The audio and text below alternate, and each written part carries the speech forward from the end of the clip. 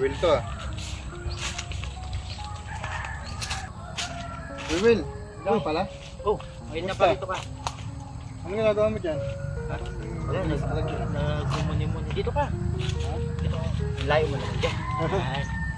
Ay, Parang- nagmumuni-muni lang. Parang ako, nagmumuni-muni din. Bakit? Maglalakad. Bakit? Kaya ganun oh.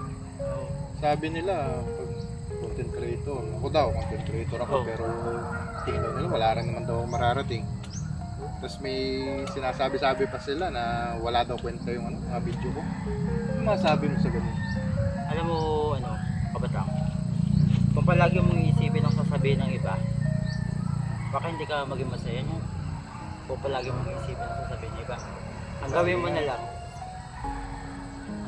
umusad ka ng tahimik, na wala kang dapat na patunayan sa iba. Dapat maging masaya lang tayo sa lahat ng ginagawa natin.